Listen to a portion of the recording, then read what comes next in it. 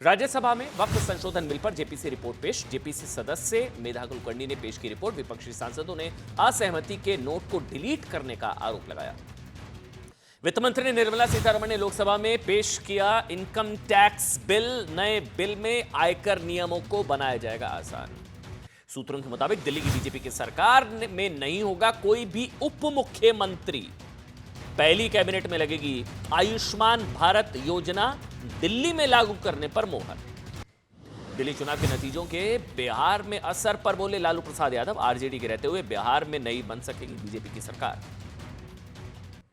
शरद पवार के हाथों एकनाथ शिंदे के सम्मान पर महाराष्ट्र की सियासत में घमासान। शिवसेना यूबीटी में उभरे मतभेद। शरद पवार पर प्रतिक्रिया से बचे आदित्य ठाकरे, लेकिन सम्मान पर साधा निशाना। पाकिस्तान के बलूचिस्तान में 2 हिंदू कारोबारियों की गोली मारकर हत्या। पाकिस्तान में अल्पसंख्यकों की सुरक्षा पर फिर उठे सवाल। गिरफ्तारी पर 24 फरवरी तक रोक के बाद सामने आए अमानतुल्लाह खान। कहा जांच में पुलिस को करूंगा सहयोग। राउस रेवेन्यू कोर्ट ने अमानतुल्लाह को पुलिस की जांच में शामिल होने को कहा था।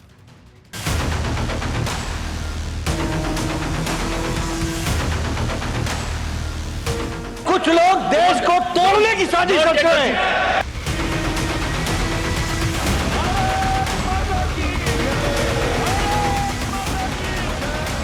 संसदीय कार्यप्रणालिका के उपयुक्त रूप में जो जोड़ना है वो जोड़े, इसमें मेरी पार्टी को कोई आपत्ति नहीं। ये वक्फ को बचाने के लिए नहीं है, वक्फ को मुसलमानों से छीनने के लिए, बर्बाद करने के लिए।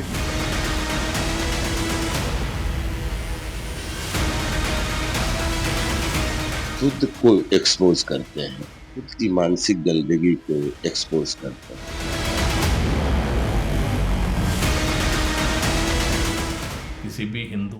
और एक बड़ी खबर के साथ शुरुआत करें। बड़ी खबर यह मिल रही है, वो बदतमीज ब्रिगेड वाली बड़ी खबर है साहब। विराट कोहली और युवराज ने अनफॉलो कर दिया सोशल मीडिया पर रणवीर अलाहाबादिया को। एक ये बड़ी खबर है, क्योंकि बड़ी सारी बड़ी खबरें हैं साहब। अभी जो 8 बजे का बुलेटिन शुरू हुआ है, देश नहीं झुकने देंगे में, एक तो युवराज सिंह ने अनफॉलो कर दिया है।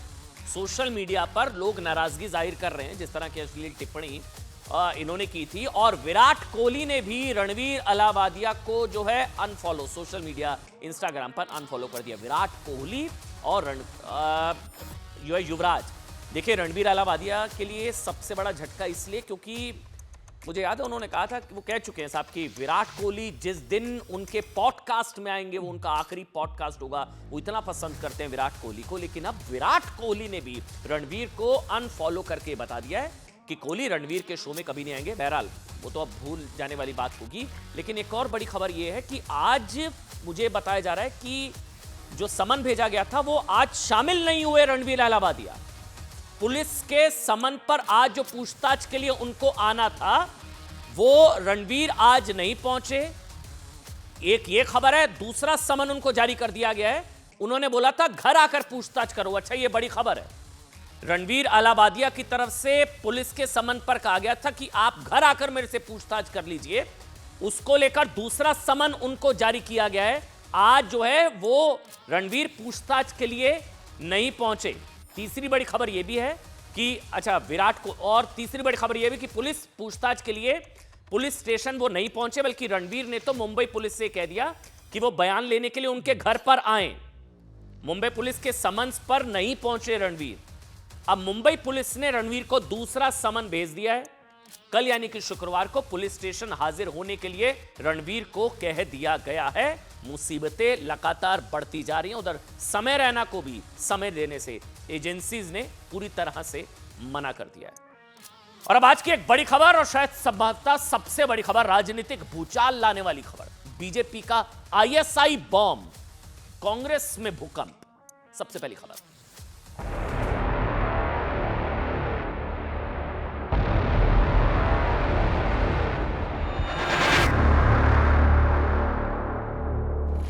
বিজেপিৰ ওচৰত আৰু একো মানে নাই পোৱা। আজি কোনোবা বিৰুদ্ধে আমি মাটি ওপৰত মাটি কেছ ওলাই আছে। कुछ लोग देश को तोड़ने की साजिश करते हैं। कुछ लोग, some people are trying to fight against the Indian state. Bharat देश के खिलाफ लड़ रहे हैं। Gaurav Gogoi needs to come out and give clear details of Elizabeth's association with the ISI and Pakistan? Why is it that the Congress party always turns out to be the best friend of Pakistan and ISI when it comes to conspiring against Bharat? I think that Gaurav Gogoi should come up clean with evidence that he is not involved any anti-Indian activities. शायद मुख्यमंत्री की कुर्सी फिसल सकती है और उस बेचैनी में अपनी कुर्सी को बचाने के लिए वो इस प्रकार की प्रतिक्रिया कर रहे हैं।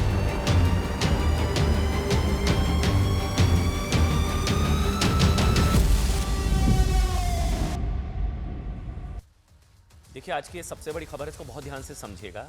कुछ दिन पहले कांग्रेस के सांसद राहुल गांधी ने, LOP leader of opposition Rahul Gandhi ने कहा था कि उनकी लड़ाई इंडियन स्टेट से है। याद है आपको? उनकी लड़ाई इंडियन स्टेट से है, राहुल गांधी ने कहा था, एलओपी राहुल गांधी ने। आज बीजेपी ने कांग्रेस के नेता और डिप्टी एलओपी गौरव गोगोई के परिवार के आईएसआई लिंक पर अब तक का सबसे विस्फोटक और सनसनीखेज आरोप लगा दिया। दोनों चीजों को समझिए।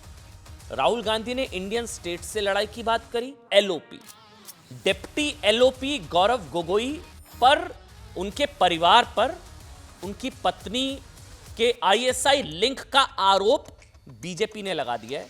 क्रोनोलॉजी में आगे आपको समझाऊंगा क्या आरोप है। बीजेपी बता रही है कि यही राहुल गांधी का इंडियन स्टेट से लड़ाई का कोट अनकोट आईएसआई प्लान है। बहुत सीरियस चार्ज है, बहुत गंभीर आरोप है, कांग्रेस पार्टी को जवाब देना चाहिए। वो कह रहे हैं कि जो गौरव गोगोई की ब्रिटिश पत्नी की वजह से राहुल गांधी का इंडियन स्टेट से लड़ाई का प्लान लीक हो गया। अब सुनिए, बीजेपी का आरोप है कि राहुल के करीबी और सदन में कांग्रेस के नंबर 2 नेता डिप्टी एलओपी गौरव गोगोई की ब्रिटिश पत्नी एलिजाबेथ कोलबर्न के आईएसआई से संबंध है। ये मैं नहीं कह रहा हूं, बीजेपी के आरोप हैं। गौरव गोगोई की ब्रिटिश पत्नी, गौरव गोगोई कौन है? डिप्टी एलओपी है, राहुल गांधी के करीबी, कांग्रेस परिवार में, मतलब कांग्रेस के बड़े नेता। गौरव गोगोई की ब्रिटिश पत्नी एलिजाबेथ के आईएसआई से संबंध है। आईएसआई यानी कि पाकिस्तान की खुफिया एजेंसी आईएसआई, जो पिछले 70 साल से भारत में अशांति की लैंडमाइन बिछाने की कोशिश कर रही है। बीजेपी का आरोप है कि गौरव गोगोई की पत्नी एलिजाबेथ कोलबर्न पाकिस्तान के योजना आयोग के सलाहकार तौकीर अली शेख के साथ काम कर चुकी हैं। तौकीर अली शेख के साथ काम कर चुकी हैं एलिजाबेथ। गौरव गोगोई जी की धर्मपत्नी ब्रिटिश मूल की हैं, ब्रिटिश, और वो तौकीर अली शेख के साथ काम कर चुके हैं, जो योजना आयोग के सलाहकार। यहां तक ठीक। बीजेपी कह रही है कि इसी एजेंसी के आईएसआई के साथ जुड़े होने के आरोप हैं। नंबर 1, बीजेपी ने आरोप लगाया, आ गया सारा, अब आप समझ भी पाएंगे। बीजेपी ने आरोप लगाया कांग्रेस सांसद गौरव गोगोई की पत्नी का लिंक पाकिस्तान प्लानिंग कमीशन के एडवाइजर तौकीर अली शेख और आईएसआई से है। बीजेपी ने कहा है कि यह तथ्य नेशनल सिक्योरिटी से जुड़ा हुआ है, इसलिए राहुल गांधी, मल्लिकार्जुन खड़गे, गौरव गोगोई बताएं कि उनके पाकिस्तान से क्या रिश्ते हैं, आईएसआई से क्या रिश्ते हैं। बीजेपी ने यह भी आरोप लगाया कि गौरव गोगोई की ब्रिटिश पत्नी, मैं धीरे धीरे समझाऊंगा, समझिएगा। गौरव गोगोई कौन है? डिप्टी एलओपी है, leader of opposition, deputy LOP. Gaurav Gogoi की ब्रिटिश पत्नी जिस संस्था के लिए काम करती हैं, उसकी फंडिंग सोरोस करता है, उसका कनेक्शन आईएसआई से है। गौरव गोगोई और उनकी ब्रिटिश पत्नी एलिजाबेथ पर विस्फोटक और सनसनीखेज आरोपों की शुरुआत किसने की? हिमंता बिस्वा शर्मा ने। ठीक, हिमंता ने 2015 में गौरव गोगोई और भारत में पाकिस्तान के हाई कमिश्नर अब्दुल बासित की एक तस्वीर पोस्ट करते हुए लिखा था कि अब्दुल बासित ने पहली बार ही सांसद बने गौरव गोगोई को भारत पाक संबंधों पर चर्चा करने के लिए बुलाया। ये वो तस्वीर जो उन्होंने पोस्ट करी, वो सबूतों के साथ बता रहे हैं। जबकि वो विदेश मामलों की संसदीय समिति के सदस्य नहीं थे, तो अब्दुल बासित ने गौरव गोगोई को बुलाया। हिमंता ने यह भी कहा कि गौरव गोगोई की ये विजिट ऐसे वक्त में हुई जब भारत आधिकारिक तौर पर देश के आंतरिक मामलों में पाकिस्तानी हाई कमीशन के हस्तक्षेप का विरोध कर रहा था। लेकिन भारत सरकार के आधिकारिक विरोध के बावजूद राहुल गांधी के करीबी सदन में number 2 deputy LOP Gaurav Gogoi Abdul Basit के कार्यक्रम में गए। अपने साथ 50 से 50 भारतीय युवकों को भी लेकर गए। बकौल हिमंता बिस्वा शर्मा, हिमंता का आरोप है कि अब्दुल बासित से मुलाकात के ठीक बाद, इसको ध्यान से सुनिएगा, बहुत गंभीर आरोप है। हिमंता बिस्वा शर्मा जो कह रहे हैं, मैं सिर्फ वो पढ़ रहा हूं। उनका आरोप है कि अब्दुल बासित से मुलाकात के ठीक बाद गौरव गोगोई के स्टार्टअप पॉलिसी फॉर यूथ का एक लेख प्रकाशित हुआ, जिसमें घुसपैठिए बांग्लादेशियों से निपटने के लेकर बॉर्डर सिक्योरिटी फोर्स की आलोचना की गई। हिमंता का आरोप तो यहां तक है साहब कि 2013 में ब्रिटिश नागरिक एलिजाबेथ से शादी के बाद, ये सुनिए, ये जो हिमंता कह रहे हैं वो बहुत विस्फोटक आरोप है। वो कह रहे हैं कि एलिजाबेथ से शादी के बाद गौरव का इंटरेस्ट जो है वो रक्षा मामलों में उनकी अचानक रुचि बढ़ी। उन्होंने संसद में जो सवाल उठाए उससे पता चलता है कि कोस्ट गार्ड रडार, भारत की आर्म्स फैक्ट्रियां, एरोनॉटिकल डिफेंस, ईरान से ट्रेड के लिए ट्रांजिट रूट को लेकर गौरव गोगोई ने सवाल पूछे, कई सवाल। हिमंता का सबसे अहम सवाल यह था कि चारों ओर से जमीन से घिरे असम के सांसद कोस्ट गार्ड रडार की जानकारियां क्यों चाहते थे। ऐसी संवेदनशील जानकारियां गौरव गोगोई सार्वजनिक क्यों करना चाहते थे, यह हिमंता ने पूछा। और यह जानकारी पाकिस्तानी उच्चायुक्त से मुलाकात के बाद क्यों मांगी गई। हिमंता ने सीधे आरोप लगाने की बजाय इनडायरेक्टली यह भी कहने की कोशिश की कि यह सब कुछ गौरव गोगोई और ब्रिटिश नागरिक, उनकी जो वाइफ है, धर्मपत्नी है, एलिजाबेथ कोलबर्न की शादी के बाद हुआ। हिमंता का आरोप है कि एलिजाबेथ कोलबर्न शादी से पहले एक अमेरिकी सेनेटर के यहां काम कर चुकी हैं, जो पाकिस्तान का बेहद करीबी था। इसके अलावा एलिजाबेथ पाकिस्तान में रहकर पाकिस्तान में उस कंपनी के साथ जुड़ी हुई थी जिसे आईएसआई की फ्रंटल ऑर्गेनाइजेशन माना जाता है। आरोप बहुत सीरियस है। रोहन गुप्ता है मेरे साथ भारतीय जनता पार्टी से। रोहन जी, बहुत बहुत स्वागत आपका। मेरे साथ रॉ ऑफिसर, रॉ के पूर्व अधिकारी RSN सिंह साहब हैं। सर आपका, और निकुंज जी हैं कांग्रेस पार्टी का पक्ष रखने के लिए। डॉक्टर निकुंज आपका। सर बहुत बहुत स्वागत आप तीनों का। लेकिन पहले मुझे रोहन आप समझा दीजिए, जो मैंने कोशिश करी है सब समझाने की, ये अगर चार्जेस इतने सीरियस हैं, मुझे भी पढ़ते वक्त हैरानगी हो रही थी, तो फिर जांच हुई तो कहां तक पहुंची तो क्या हुआ आगे? गौरव गोगोई इन्वेस्टिगेशन कुछ हुआ या इसे मीडिया के लिए रखा था? क्योंकि ये तो मेरी सिक्योरिटी, नेशनल सिक्योरिटी का कंसर्न है सर। बिल्कुल, जैसे आपने कहा बहुत आरोप सीरियस है, और ये कोई छोटी व्यक्ति नहीं है। जो पद है उनका, डेप्यूटी लीडर इन लोकसभा, एक बहुत बड़ा पद है। उस पद पे व्यक्ति पे ये एविडेंसेस सामने है। उनकी वाइफ जो है 12 साल से शी स्टिल ब्रिटिश नागरिक, she still British citizen.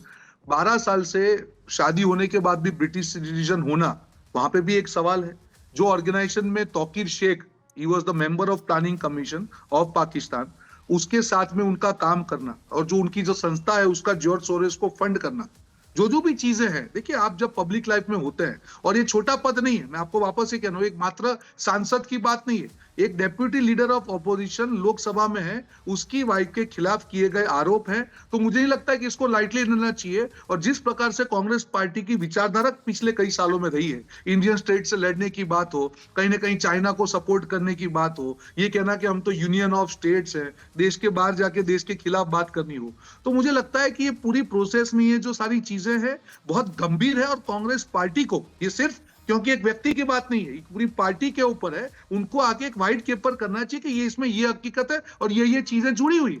George Soros की पहली बार हम नाम नहीं सुन रहे हैं। ने क्या किया है मुझे नहीं, मेरे को नहीं सुनना सर। वो कांग्रेस जो बोलेगी, जो बयान देगी। आपने क्या किया? भाई सरकार बिल्कुल, आपकी है। देखिए, नहीं ये एक मिनट गंभीर- सर, सवाल सुनिए ना। ये सरकार जो आपकी है, गंभीर evidences- नेशनल सिक्योरिटी का बिल्कुल, मसला है, जांच ये शुरू हुई, गंभीर कोई जांच हुई evidences है, हैं। जांच हो रही है कुछ? बिल्कुल जांच जो भी जांच होनी चाहिए सीरियसली होगी इस पर, क्योंकि जांच गंभीर होगी इसकी? मसला है। बिल्कुल 100% होगी और बिल्कुल होगी, और जो भी सही चीज है वो आएगी।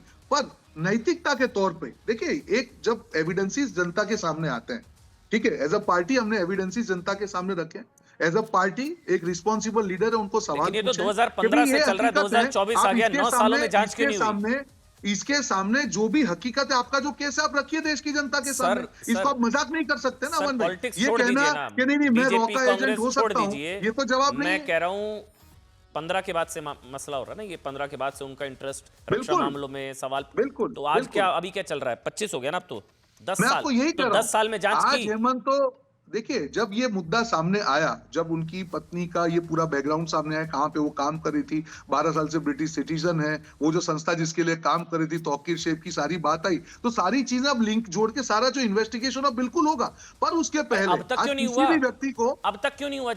इन्वेस्टिगेशन ही नहीं बिल्कुल, हुई क्योंकि इसकी। एविडेंसेस सामने आ रहे हैं अमन भाई, जो एविडेंसेस सामने आ रहे हैं आपके सामने 2 दिन में आए, बिल्कुल डॉक्टर चर्चा होगी। निकुंज, क्यों? देश की डॉक्टर सिक्योरिटी निकुंज, की बात है। डॉक्टर निकुंज, 100% एविडेंसेस के ऊपर डॉक्टर उसकी निकुंज, जांच आपको होगी। लगता है पर कि उसके समय पे मैं- अमन भाई एक बात, सिर्फ एक मिनट, मैं ये नहीं कह रहा हूं कि बीजेपी के सिर्फ एक आरोप मिनट, अमन भाई, 100% let me सही है। एक मिनट, और एक मिनट, मैं मोहन भाई, आपको एक यही मिनट। कह रहा हूं अमन भाई, हाँ, जो ठीक है, भी आप कंप्लीट क्वेश्चंस करिए। उठाए गए हैं, ठीक है। भाजपा उसके जवाब मांग रही है। ठीक है, अब मैं पूछ रहा हूं डॉक्टर निकुंज, मैंने ये नहीं कह रहा हूं बीजेपी के आरोप 100% सही है, लेकिन कम से कम क्लेरिफिकेशन क्या नहीं देना चाहिए कि क्या जो सवाल पूछे हैं मेरे ख्याल से कि क्या पाकिस्तानी एस्टेब्लिशमेंट के करीबी अमेरिकी सेनेटर के साथ उन्होंने काम किया या नहीं किया, पाकिस्तान में उन कंपनी के साथ वो जुड़ी रही या नहीं जिसे आईएसआई की फ्रंटल ऑर्गेनाइजेशन माना जाता है, उनकी पत्नी ने अभी तक भारतीय नागरिकता क्यों ये नहीं ली, क्या क्लैरिफिकेशन कम से कम doctor Nikunj we all deserve, मतलब कम से कम मिलना चाहिए, नहीं सर? मैं सबसे पहले भारतीय जनता पार्टी के जो सवाल हैं कांग्रेस पे वो नकारता हूं, क्योंकि उनका तो ये हमेशा रहता है कि ये लोग देशद्रोही है, देश विरोधी है। मैं 2015 का भी एक इंसिडेंट साथ में कोट करना चाहूंगा और मैं दिखाना भी चाहूंगा कि जब प्रधानमंत्री लाहौर में उतर गए और नवाज शरीफ के साथ गए थे तो क्यों गए थे, उनका क्या रीजन था, क्या जस्टिफिकेशन था, वो तो प्रधानमंत्री थे, इंटरनेशनल सिक्योरिटी का क्यों प्रश्न हुआ बहुत सारे सवाल हम भी पूछ सकते हैं, तो आप उसके भी जवाब दीजिए। प्रधानमंत्री को बोलिए कि वो तब पाकिस्तान क्यों गए थे।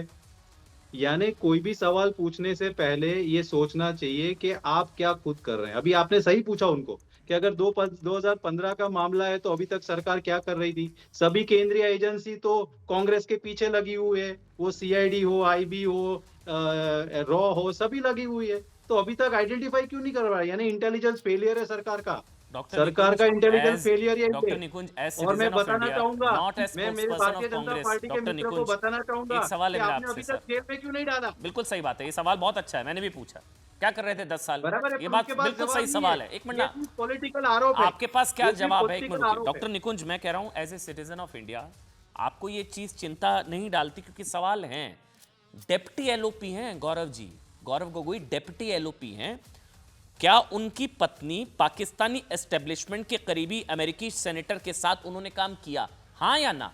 डिनाई कर दीजिए, इनका मुंह बंद कर दीजिए, यस और नो, बात खत्म। यस और नो, सभी का आंसर देना चाहिए, सबको यस और आंसर नो। देना अरे चाहिए। मैं आपसे पूछ रहा हूं यस और नो, मैं किया बोल या रहा नहीं हूं किया? मैं बोल रहा हूं देना पाकिस्तान में चाहिए। उस कंपनी के साथ वो जुड़ी रही या नहीं जिसे आईएसआई की फ्रंटल ऑर्गेनाइजेशन माना जाता है? पाकिस्तान क्यों गए थे? नवाज शरीफ के साथ क्या कर रहे थे? उनको बिरयानी खाने वहां कहां से जाना कहां लेके जा 2015 में जाना था ना उनको। वो भी निबंध गए थे लिख कर आए हैं, वो 2015 वही में। बोलेंगे, मैं कुछ भी पूछूं वो लिख कर आए हैं, वो वही बोलेंगे। लेकिन सर डॉक्टर निकुंज, क्या वो पाकिस्तान में उस कंपनी के साथ नहीं जुड़ी रही जिसे आईएसआई की फ्रंटल ऑर्गेनाइजेशन माना जाता है, हाँ या ना? या तो बीजेपी झूठ बोल रही है, आप बोल दीजिए नहीं अमन जी ये झूठ है, बस ये बोल दीजिए झूठ है। कोई भी आरोप लगाए, आरोप नहीं, फैक्ट है, आरोप नहीं। क्या ये फैक्ट गलत है? आरोप छोड़िए, क्या ये फैक्ट गलत है? कर दिया ना, आप गोगोई सर का इंटरव्यू देख लीजिए। नहीं, उन्होंने ये डिनाई नहीं किया, वो पाकिस्तान में रही और पाकिस्तान में उस कंपनी के साथ जुड़ी रही जिसको आईएसआई की फ्रंटल ऑर्गेनाइजेशन माना जाता है। क्या वो पाकिस्तान में रहकर उस कंपनी में रही, हाँ या ना? बात खत्म। कह दीजिए नहीं रही वो पाकिस्तान में उस कंपनी के साथ। नहीं, मैं लाइव टीवी पे, मुझे पता नहीं है तो मैं क्यों एडमिट करूं, पर ये बात तो पाकिस्तान जाने की जो बात है बराबर है, और मेरे प्रधानमंत्री भी गए हुए हैं, तो ये भी बताना चाहिए पाकिस्तान उनको में कि जाना क्या नहीं कोई प्रॉब्लम नहीं है प्रभु, आप खबर नहीं, आप पढ़ लीजिए आरोप क्या है सर। बहुत सीरियस चार्जेस है डॉक्टर निकुंज। मेरे साथ आरएसएन सिंह है, रॉ के पूर्व ऑफिसर। सर ये चार्जेस कितने नकार रहे हैं सर? और अगर ठीक केंद्रीय है एजेंसी ठीक अभी है तक ठीक है। पकड़ नहीं आरएसएन पाई है सिंह, तो उनकी गलती है। RSN Singh, are these charges serious? ये कितने गंभीर हैं और इसको कितनी गंभीरता से लेना चाहिए? जो जो डिटेल्स मैंने शेयर की हैं सर आपके साथ। आरएसएन सिंह। नहीं, ये तो सारा स्मोकिंग गन का मामला है और अभी तक क्यों नहीं कार्रवाई की गई इस पर भी मैं बाद में आऊँगा, लेकिन आपके दर्शकों को ये समझा दूं कि यहाँ पे मुख्य बिंदु है CIA, USAID, that is United States Agency for International Development, George Soros और ISI। इन सब का आपने जो कॉम्बाइंड ऑपरेशन आपने देखा बांग्लादेश रेजीम चेंज में, तो यहाँ भी इस तरह के रेजीम चेंजेस की कोशिश की जा रही है। और दो चीज़ें हैं इसमें, क्लाइमेट एक बहुत बड़ा एक ये टूल है, एक हथियार है। और आपने देखा होगा कि ये जो महिला जो है एलिजाबेथ कॉलबर्न, ये CDKN यानी कि इस क्लाइमेट डेवलपमेंट नॉलेज नेटवर्क के लिए काम करती थी, ठीक है ना। और उसके बाद इनका उसका पार्टनरशिप एक international council for local environment initiatives नाम की ऑर्गेनाइजेशन से भी है। और ये सब के सब जॉर्ज सोसाइटी के ओपन फाउंडेशन के द्वारा ये फंड थे। $2 मिलियन उन्होंने दिया था इनको यहाँ पर। अब मेरी बात यह है कि इन लोगों को क्लाइमेट की इतनी चिंता है भारत की, अरे भाई अपने देश में जाके थेम्स रिवर को आप साफ करो ना, जाके इतनी गंदगी है वहां पे। जाके ब्रिटेन में आप जाके देखिए, पता नहीं इनका दिल अपने उसके लिए नहीं धड़कता है। अभी एक और मैं आपको गेम में समझा देता हूं कि अभी आपको मालूम है ये जो लद्दाख वाला जो है एक्टिविस्ट सोनम वांगचुक, ये गए थे अभी भाई साहब पाकिस्तान, और वो एक वहां पे इस्लामाबाद में एक मीटिंग हुई डॉन मीडिया के द्वारा, और इन्होंने जो इनका सेमिनार जो सब्जेक्ट था वो था glacial melt, a sustainable strategy for water towers in south Asia. ये क्यों इन्होंने किया? क्योंकि चाइना जो है वो जिंगजियांग में वो वहाँ पे माइक्रोचिप्स बनाना चाहता है, 30 सेंटीमीटर्स के वेफर्स। उसके लिए बहुत पानी की ज़रूरत होती है। तो उन्होंने कहा कि अगर लद्दाख में भी कुछ ऐसी खबरें थी कि भारत भी वहाँ माइक्रोचिप्स बना सकता है, तो ये सब के सब बाहर से फंडेड है। और आपको अगर क्लाइमेट के बारे में मैडम इतनी पीड़ा है भारत के, तो आपको भारत की नागरिकता ले लेनी चाहिए थी। डीप एसेट हो सकती है, 12 साल आपको लग गए। डीप एसेट हो सकता है सर। बिल्कुल। अरे और होते कौन है सर? पॉलिटिशियंस होते हैं, ब्यूरोक्रेट्स होते हैं। आप तो इतने मंजे हुए जर्नलिस्ट हैं, आपको मालूम नहीं कि राजनीति में कौन कौन डीप स्टेट का हिस्सा है? आपको मालूम नहीं है कि किन लोगों ने मिलके, इसी गैंग ने मिलके किस तरीके से, ये जो गैंग जो इसमें है ना, इसी गैंग ने मिलके हिंदू टेरर बनाया था। ये तो सबको मालूम है कौन पॉलिटिशियंस किसके साथ, ये तो आम बात है। लेकिन अब इनके साथ भाई क्या है कि ये देखिए, मैं कह रहा हूं जिहादी और ये George Soros link, ISI link, ये नौजवानों को भेजती थी पाकिस्तान एम्बेसी में ब्रेन वॉशिंग और रेडिकलाइजेशन के लिए। ये कन्वर्जन कार्टेल का हिस्सा थी। और इनके husband Gaurav Gogoi was a founder of a firm 2। अब ये देखिए, ये भी जॉर्ज सोरस का एजेंडा है, एग्रीकल्चर और इन्वायरमेंट। उनका एक पार्टनर था नेशनल फाउंडेशन ऑफ इंडिया, उसका भी डोनर जॉर्ज सोरस। तो जॉर्ज सोरस हस्बैंड को भी वो दे रहा है, फंडिंग कर रहा है, उसको भी फंडिंग कर रहा है। अब बात रही कि ये बात आगे क्यों नहीं हुई, बात इसलिए उठ के आ रही है क्योंकि जो अमेरिकन स्टेट है वो खुद यूएसएड को अटैक करना शुरू कर दिया है। इसलिए जो है जियोपॉलिटिकल इन्वायरमेंट ये बदला है, इसको हम नकार नहीं सकते हैं। और ट्रंप ने भी इसलिए किया क्योंकि यही लोग उसी के रेजिम को डिस्टेबलाइज करने लगे। क्योंकि सोरोस तो भारत का दुश्मन नंबर 1 है। सोरोस तो भारत को अस्थिर करने के लिए कबूल कर चुका है, हजारों करोड़ रुपए खर्च कर चुका है वो। लेकिन रोहन फिर पलटकर वही आपसे सवाल, सोरोस अभी आईएसआई, पाकिस्तान, ये सारा इतना कुछ है आप लोगों के पास, ये इतने सीरियस चार्ज लोग खुला कैसे घूम रहे हैं सर? आप लोग क्या कर रहे हैं? देखिए अमन भाई, ये इंडिया में के नेटवर्क लिए आरोप इतना, है सिर्फ। देखिए अमन भाई, ये इतना खतरनाक नेटवर्क है। आपने जैसे बांग्लादेश देखा, पूरी चलती हुई सरकार को इन्होंने जिस प्रकार से, ये अंडर कवर काम करते हैं, ये ऊपर नहीं दिखेंगे आपको। क्लाइमेट के नाम पे काम करेंगे, ह्यूमन रिसोर्स के नाम पे काम करेंगे, कोई प्रोजेक्ट के नाम पे, एनजीओ के नाम पे काम करेंगे। अरे आप तो डेप्टी एलओपी पर आरोप लगा रहे हैं। डेप्टी एलओपी, मैं वही बोल रहा हूँ, यही तो बोल रहा हूँ मैं आपको, यही बोल रहा हूँ कि जब ये सारे तार निकल रहे हैं, जो सबूत आए हैं, ये मैटर बिल्कुल गंभीर और बिल्कुल उसकी जांच होगी। और जब तक जांच ये होगी, और सब दूध का दूध पानी का होगा। पर जब इतने बड़े गंभीर आरोप, जो आपने बिल्कुल कहा कि एविडेंस तो सामने है, उनकी वाइफ ने पाकिस्तान में काम किया उस संस्था के लिए, वो एक फैक्ट है। जिस व्यक्ति के लिए काम किया वो पाकिस्तान के प्लानिंग कमीशन का मेंबर था, वो एक फैक्ट था। उसका जो फंडिंग है वो सोरोस के थ्रू, ये फैक्ट था। फैक्ट्स तो कहीं पे वो नहीं है। आप उसको, यही तो भाजपा कह रही है कि इतनी बड़ी फैक्ट्स आपके खिलाफ जा रहे हैं, आप सामने आके एक्सेप्ट करिए, जांच अपना काम करेगी। वो 2024-25 में थोड़ी ना वैसे उद्घाटन हो गया, ये तो बहुत पुराना। बिल्कुल, देखिए ये फैक्ट्स जो हैं, देखिए अमन भाई, एक जो हेमंता शर्मा ने आरोप किए 2015 के, वो अभी पटल पे आए हैं। पर जो फैक्ट्स अभी जो आए हैं उनकी, जो एलिजाबेथ के बारे में, वो तो सारे अभी आपके सामने आए हैं कि 12 वर्ष से उनका ब्रिटिश नागरिकत्व है, इतने साल से उन्होंने पाकिस्तान में काम किया, जिस संस्था के लिए काम किया, जो उसका फंडिंग है उसके सोर्स था, जिस व्यक्ति के लिए काम किया, वो ये सारे फैक्ट्स तो अभी आपके सामने आ रहे हैं। बिल्कुल होगा, देश के खिलाफ कभी कोई चीज होगी। ठीक है, आरएसएन सिंह सर, एक कमेंट आपका। आरएसएन सिंह, ये जिस तरह के चार्जेस हैं, सोरोस से लेकर आईएसआई तक, ये सारी चीजें जो हैं, ये नेशनल सिक्योरिटी के लिए कितना बड़ा कंसर्न है सर? ये हम लोगों के लिए और नेशनल सिक्योरिटी के लिए। दो बड़ी क्विक पॉइंट्स मैं रखूंगा आपके सामने। पहला, कि भारत में किसी भी पॉलिटिशियन, ब्यूरोक्रेट या ऐसे भी ह्यूमैनिटीज की पढ़ाई करने के लिए बाहर में बैंड होना चाहिए। आप भारत का इतिहास और भूगोल आप फॉरेन कंट्री में नहीं सीखेंगे, आप यही सब काम करने जाते हैं वहाँ पर। क्योंकि गोगोई साहब भी गए थे वहाँ पे, वहीं पर इनकी मुलाकात हुई। दूसरा, ये बहुत एक तरीका है इन्फिल्ट्रेट करने का पॉलिटिकल फैमिलीज में, ठीक है। ये लोग, जो ये महिलाएं जो आई हैं ना विदेश की, ये कोई सिस्टर निवेदिता और ये एनी बसंत और सावित्री बाई खनोलकर नहीं है। ये सब के सब किसी एजेंडा के तहत, और मैं पैसे के कारण, जब पति का जेब देख के यहाँ पर आई हैं, ठीक है, तो उनका एक एजेंडा है, इसीलिए इनको 12 साल लग गया नागरिकता लेने में। तो ये देखिए, जो हनी ट्रैप जिसको कहें, उसको एट दैट लेवल वो हमेशा होता रहा है।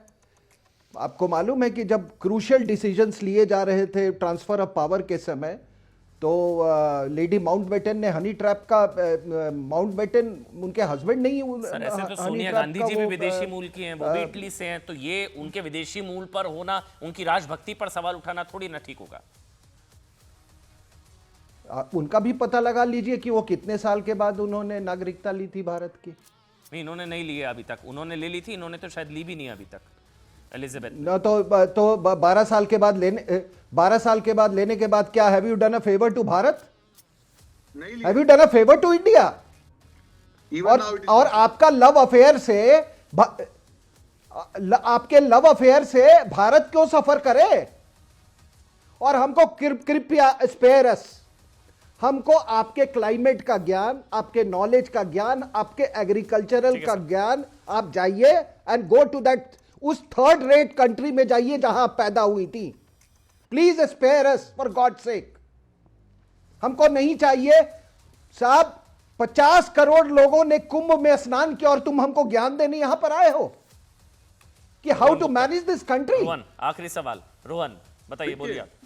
मैं ये कह रहा हूं कि ये जो पूरी मॉडस ऑपरेंडी आपको समझना पड़ेगा। हिंडनबर्ग, देखिए, एक ऐसी संस्था, वहीं पे कहीं पे भी लिंक थी, फंडिंग कहां से हो रहा था। अभी 2 दिन पहले निशिकांत दुबे ने सवाल पूछा, USAID किस प्रकार से फंडिंग सोरोस को करके, ये जो नेटवर्क है, ये उसमें एक कड़ी है। और जब डेप्यूटी लीडर ऑफ लोकसभा की वाइफ के साथ कहीं ना कहीं ये तार जुड़ते हैं, उनको जवाब किसके पास जाएंगे साहब? हमें तो सरकार पर भरोसा है ना। नेटवर्क बिल्कुल सरकार करेगी जांच। कहां 10 साल से खेल चल रहा है। यूएसएडी इतने 1000 करोड़, सोरोस इतने 1000 करोड़ खर्च कर रहा है, वो आईएसआई, वो ये जो फिर नेटवर्क तोड़िए ना सर।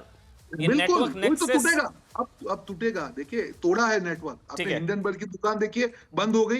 वैसे सोरोस का नेटवर्क भी तोड़ा है। ठीक है। ऐसे काफी एनजीओ जो फॉरेन फंड से चल के इंडिया में अराजकता फैलाते, सबको बंद किया है। ये लंबी प्रोसेस है ठीक और है, उसको इंतजार धीरे-धीरे रहेगा करके रोहन। हम लोग शुक्रिया तोड़ेंगे। हरिसन जी, शुक्रिया। लेकिन इस बीच एक बड़ी खबर यह भी आ रही है कि बदतमीज ब्रिगेड की मां पर अश्लील टिप्पणी को लेकर संसदीय समिति बहस सख्त हुई है साहब।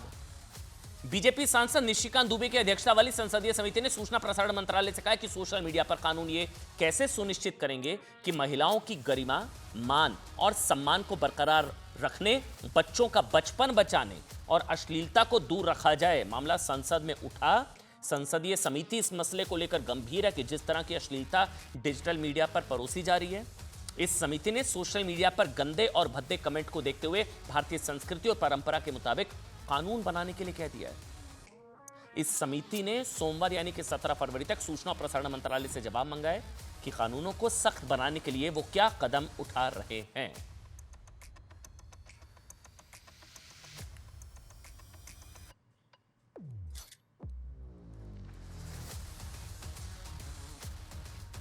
Parents have every day for the rest of your life.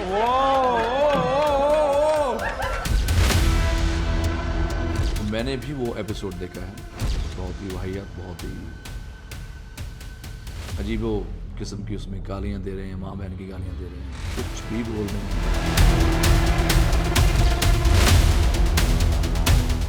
ये स्टैंड अप कॉमेडी है ही नहीं है। लोगों को गालियां देना, लोगों को गालियां सिखाना, जो भी है बहुत गलत है। I don't agree it and I don't support it also. Even if you've got, you talk of freedom of speech doesn't mean that you can talk things which are not socially acceptable.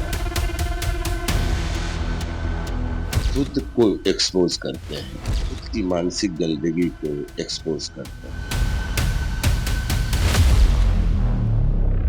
Ranbir Allahabadi YouTuber ने guys इतनी नीच, घिनौनी और घटिया हरकत करी है। अगर मैं फैजान अंसारी वहाँ पे होता तो उसकी जबान काट लेता। माफी मांगी है तो क्या आप लोग उसको अभी आत्महत्या करने पर मजबूर कर दोगे कि आत्महत्या करके मर जाए? मेरी वजह से पूरा काम बंद हो गया।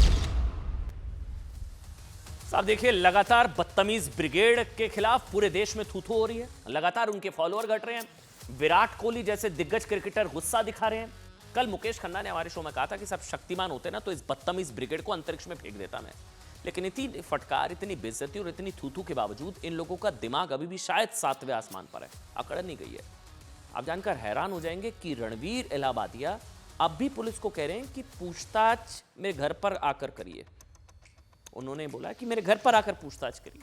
मतलब सोचिए, किसी के पास समन आता है, उसकी हालत खराब हो जाती है। पुलिस का समन, साइबर सेल का समन का मतलब आप समझते हैं? रणवीर अभी भी कह रहे हैं मेरे घर आकर मेरा बयान लेना हो तो मेरे घर आ जाओ, पुलिस स्टेशन में नहीं आ सकते। अकड़ अभी भी नहीं गई है। दूसरी ओर समय रैना अलग से कह रहे हैं कि अभी और टाइम चाहिए, पूछताछ के लिए मुंबई पुलिस 17 मार्च तक इंतजार करे, क्योंकि इस वक्त वो अमेरिका में शोज चल रहे हैं साहब। अमेरिका में आने वाले दिनों में उनके कई शोज हैं।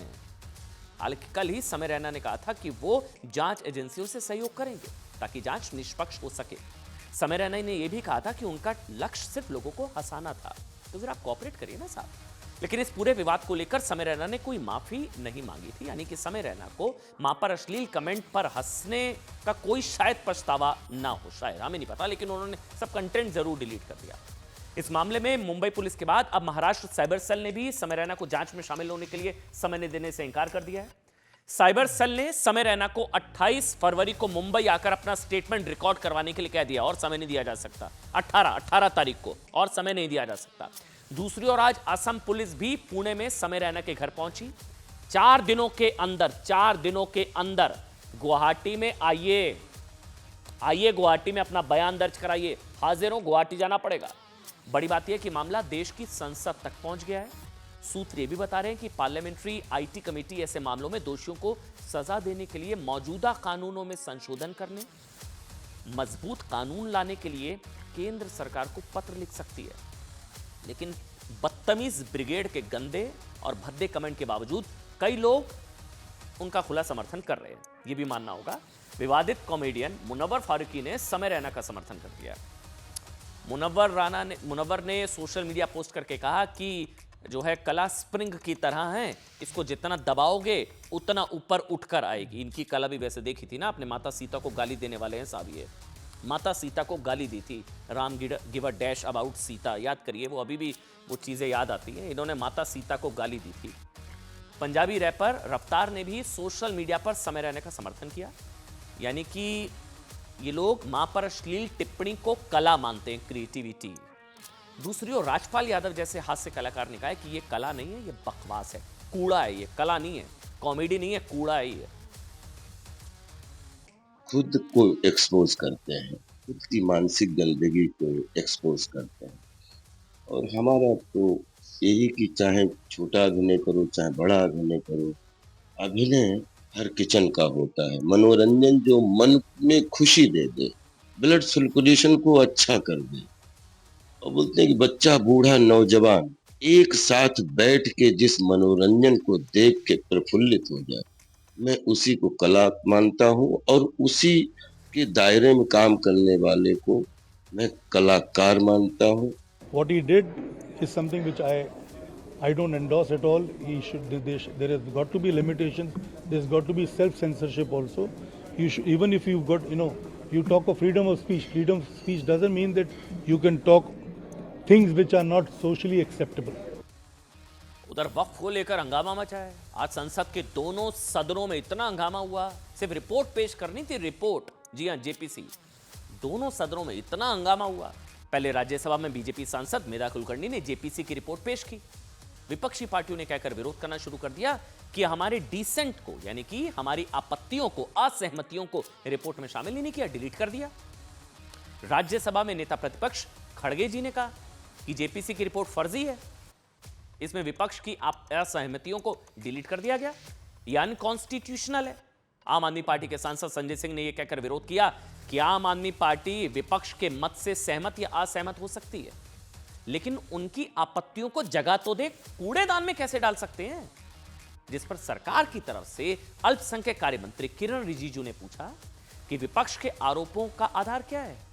उन्होंने कहा कि जेपीसी के चेयरमैन ने कंफर्म किया साहब कि जेपीसी रिपोर्ट को बिना किसी काट छाट के टेबल किया गया है, लेकिन इसके बावजूद सदन में हंगामा होता रहा, जिसके बाद राज्यसभा को 10 मार्च तक के लिए स्थगित कर दिया गया। सुनिए।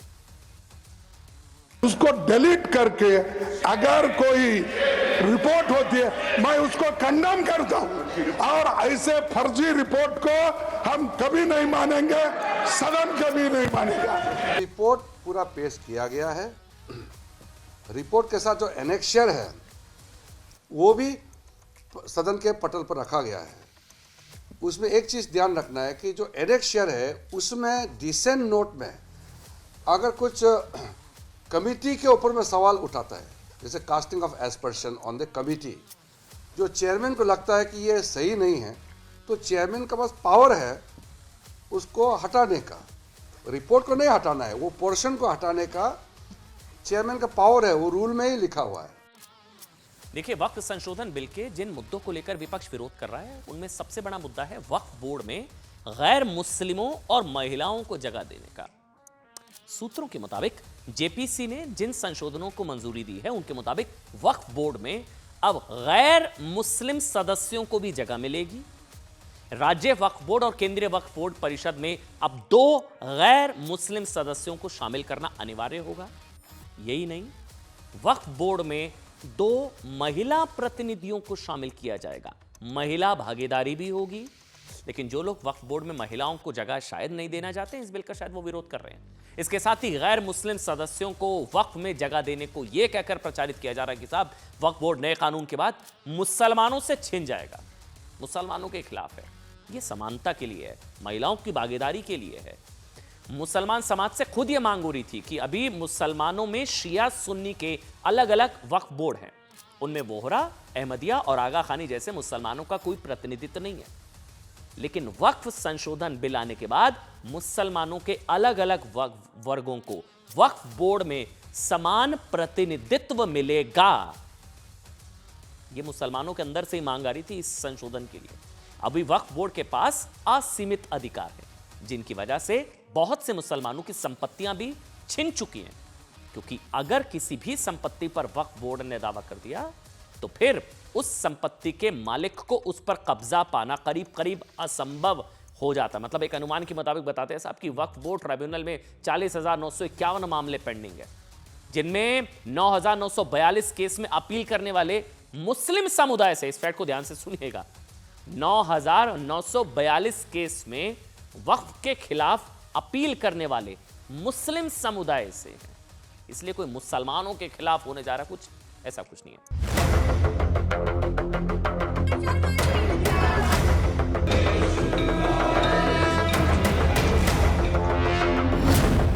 जहां मिलेंगे बाबू सोना, तोड़ देंगे कोना कोना।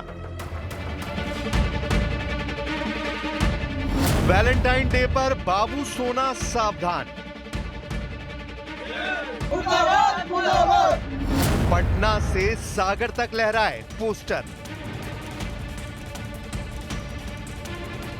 प्यार के इजहार का त्योहार वैलेंटाइन डे कल आने वाला है, लिहाजा बाजार सज चुके हैं। फूल की दुकानों पर गुलाब सजे पड़े हैं। प्रेमी जोड़े वैलेंटाइन सेलिब्रेट करने के लिए शायद लोकेशन भी चूज कर चुके होंगे, लेकिन लोकेशन चुनने में अगर गलती की तो हो सकता है कि प्रेमी जोड़ों पर फूलों की फुहार नहीं, लठ बरस जाए।